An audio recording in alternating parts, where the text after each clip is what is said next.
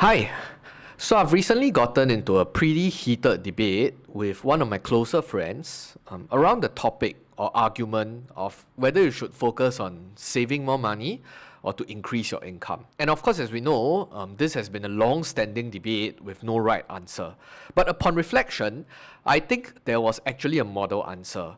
And to me, I think the perfect answer is that if you're currently a saver, please go and focus on increasing your income. And if you're currently a spender, you should first look towards powering down your expenses and to bring up that savings rate. But of course, we are not in an idealistic world. And we know that the perfect answer is somebody with high income that is not susceptible to lifestyle inflation. But if not, I think going back to this entire discussion, feel free to leave it in the comments below on which side do you stand on. But from my own perspective, I did create a pretty interesting scenario when I wanted to stress test both sides of the argument. Regardless of whether you're team income or team saver, of course we know that there is no right answer to this, but I do believe that when you put out a particular statement, it should kind of quote unquote maximize the utility or the benefit towards the most number of people. And assuming that, let's say, we take the argument to its extreme, you only focus on increasing your income.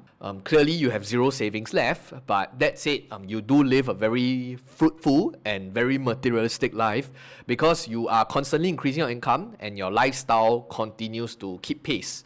Well, on the other hand, you basically live like a pauper. You save as much money as you can, even though we know that there is a hard cap in terms of how much you can save, because there are fixed expenses that will always have to go out. You can't save yourself down to not spending a single dime every month. And assuming that this is the general advice being put out to the majority of the population, clearly I think the team saver is in a much safer and secure position compared to the teams just spending and increasing income. They are basically just one accident away. And that was basically the premise of my argument. But this is my own personal philosophy. I do believe that everybody have to go through their own growth curve. And for those quote-unquote more financially woke, I do believe that you will go through your savers era and then thereafter, realizing that you can't save much, then you'll go into your income era.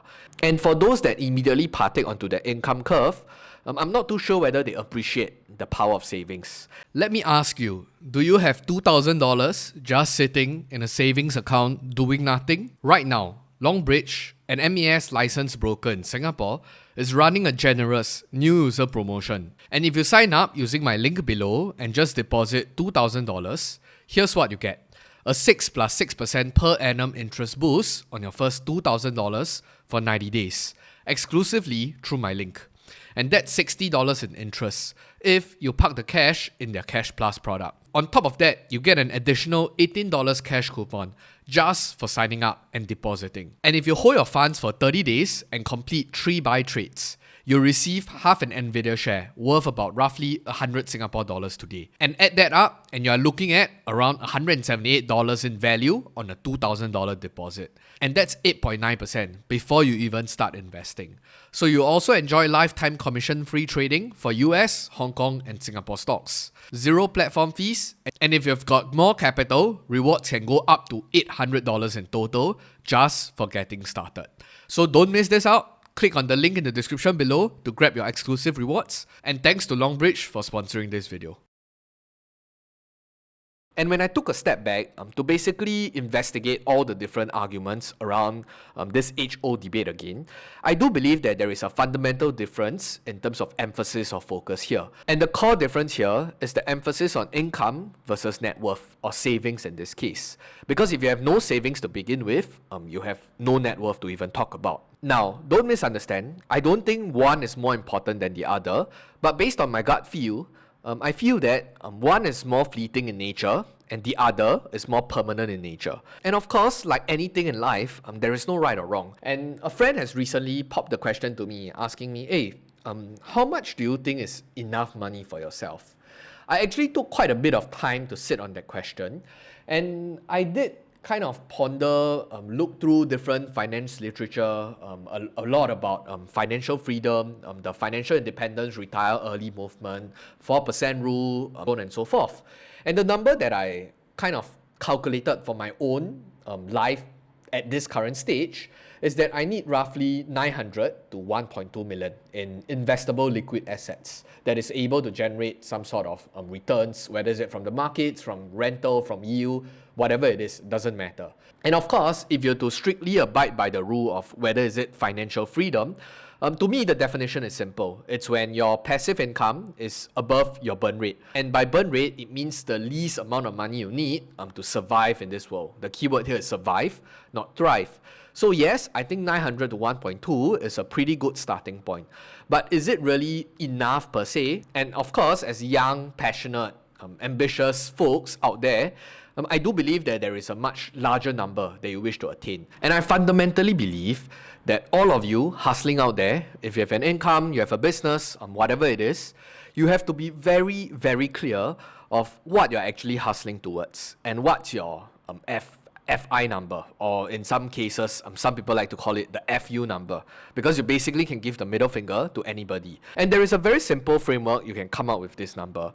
And to cut the long story short, you can Google some of these keywords, but there is this idea of a 4% rule, or in this case, multiplying 25 times of the annual income you need, which is the inverse of calculating 4%, and assuming that you can reliably generate 4% in terms of passive income through whatever means, capital sum that you are able to garner at the end of your life or when you're ready to retire will be able to feed you into perpetuity, regardless of market outcomes or market environments, unless there is a particular black swan event that moots the past 100, 150 years of data or findings.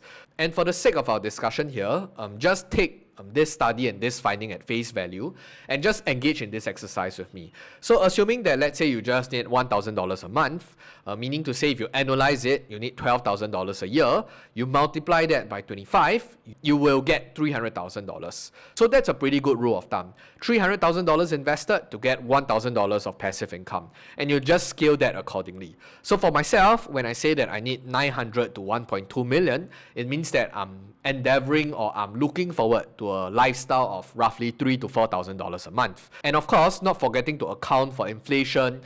Depending on the day or the year that you wish to retire, you have to do that discounting. But I think this is a pretty good foundation on how we can start off or kick off this discussion. But at the very, very basic level, about the 900 to 1.2 mil that I quoted, I think that is probably at a very, very minimum level, especially for the year that I'm going to retire, which is probably in at least another 20 to 30 years time.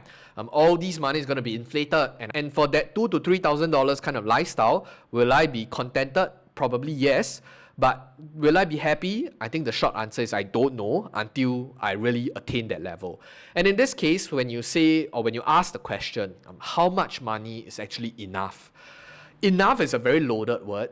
Everybody has an ideal lifestyle and a okay enough lifestyle. But that's besides the point, you see, because we are basically just all pulling numbers out of our asses, and all these are just Excel work. And as they say, talk is cheap. Only through years of diligence and hard work and perseverance. If not, whatever that I'm doing now, it's purely for entertainment and we're just talking cock. But that said, I think going back to this concept or idea of the argument between whether you should focus on your income or your savings rate, I just wanted to provide a different perspective on this and to come from a more mathematical standpoint. Because at the end of the day, yes, we know that it's called personal finance because it's an extremely personal endeavor. But in the umbrella of finance, you can never run away from math because math is purely logical.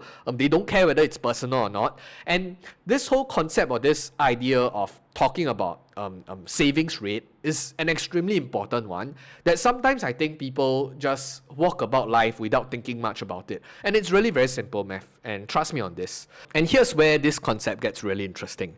I think for anybody's financial life, there are basically three main buckets.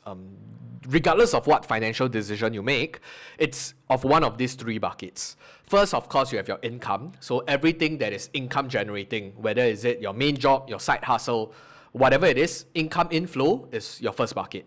Your second bucket is your expenses. I don't care whether is it fixed expenses or variable expenses. Whatever amount of money that goes out of your bank account, these are considered expenses. So income minus expenses, you actually get your savings. Or in this case, in this savings bucket, it's not just purely the number that stays in your bank account. When all these money are being put to good use, buying up assets, whether is it you invest in the stock market, you buy equity, or you pay down your housing loan, and then there is the equity portion. I think this goes into that so-called financing activities. So in this case, simply put, income minus expenses will be equals to your net worth. And if you to circle back to the argument, which one is more important, income versus expenses, it doesn't matter, because to me, the focus is more on, do you want to focus on the income column or do you want to focus on the savings/net worth column? And going back to the topic of savings rate, what does it mean? Basically, in that particular equation, just take the total amount of money that you are left with at the end of the month, which is the savings, and you divide it by your income, and that's where you get your quote-unquote savings rate. And if I were to combine all the concepts together, here's where the magic happens. I'm not too sure which part of the world that you're based in, but I do believe that there are quite a lot of rule of thumbs in this whole personal finance space. I believe that I heard of this concept before of the 50-30-20 rule, and they say that 50% you spend on your needs, 30% you spend on your wants, and then you save the remaining 20%. To me, I think it's complete BS. Because I think people don't understand the concept, or they don't appreciate the gravity of what does it mean to only save 20% of your income. And just tying everything back, and do you still remember the 4% rule that I talked about? Basically, you need a lump sum of money that is invested in the market, that is able to generate 4% in terms of passive income for you to cross the burn, then you are financially free. And to recap, if you spend 80% of income and you save the last 20%, what is the relevancy here? So it means that for every 1 year of your spending, which is the 80% base, you need 4 years of savings to match that 80%. Because 20% times 4, then you get to that 80% base. Make sense? So it means that you need 4 years of savings in order to hit your 1 year of spend. And not forgetting the 4% rule, or you multiply it by 25, which is the inverse. So if you multiply 25 by the 4 years of your 20% savings rate, it means that you need to work for 100 years. How many of you can actually work for 100 years at that particular income level? And of course, the pushback that I generally get is that, oh, your income will grow, you will not spend as much money as you retire, but it doesn't matter. I think you can put all the nuances aside. I'm just saying that mathematically speaking, this is how things will turn out. And here's where the magic really happens. So when you start playing with this idea of a savings rate, let's say that you can save 50% of your income today. And at a 50% savings rate, I think things start to look easier. So 50% means that for every 1 year of spend, you are getting 1 year of saving. And it means that using the rule of 25 again, in order for you to accumulate that 25 years of quote-unquote retirement pot, it means that you need to work 25 years. And 25 years compared to that 100 years that I initially talked about, I think that's a huge reduction in terms of labor capital that you have to put out. But what if we start to push the number to even lower than 50%? Means that let's say you start saving 75% of income, spending 25% and saving at a 75% savings rate. That's incredible. Think about it. Means that for every 1 year of work, you are basically saving 3 years of your retirement income, because 25% is that base spending, and then 75% divided by 25 is 3 years. So 1 year of work is equivalent to 3 years of your retirement income. And going back to that whole 4% rule, or that times 25 number, 25 divided by 3, that's 8.3 years. And that's a lot more palatable, especially for somebody that might just be at the start of their career and thinking that, hey, even at the lowest denomination or lowest base, I just have to work for 8 years and I'll get to that magical financial freedom number. And after you go through that thought exercise or thought experiment yourself, I think it gives you that sense of liberation that you don't have to be thinking about, oh, all of us have to work to 60, 65 years old and I can only retire at my golden age. And in this case, it really allows you to tweak your own personal preferences and how you control your own spending and to accelerate this entire journey. And of course, I'm not saying that this is the right way to think of it, but I'm just trying to present a different perspective and to show you that That's mathematically how things work in this personal finance game itself. And of course, the main few drawbacks is, who will have the ability to be able to save 75% of their income? And I think you'll be surprised. That's my first answer. And secondly, of course, I think the main concept that I want to impress upon you is the idea of savings rate. Not so much about just focus on saving money, because that's not what I said.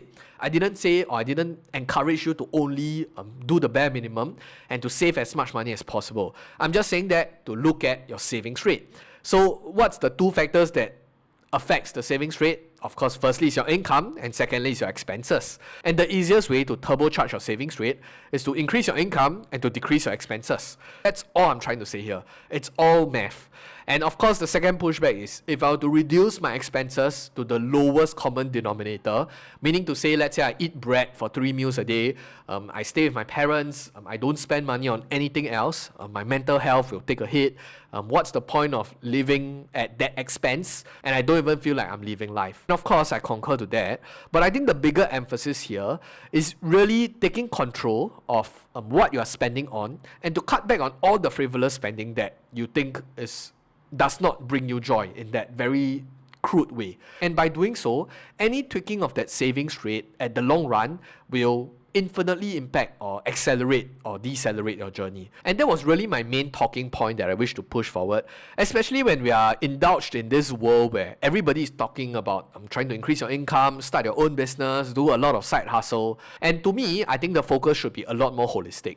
And savings rate in this case really encapsulate both income and expenses. And probably because this concept of savings rate has the word savings in it, and people automatically assume or jump to the conclusion that, it just means that you have to live like a pauper and don't spend money, and to be very hard on yourself in order for you to save as much money as possible. So let's try to break that paradigm and have a much more richer discussion around this topic. And with that in mind, I'll see you in the next video, but more importantly and hopefully, I'll see you guys on the moon. Goodbye!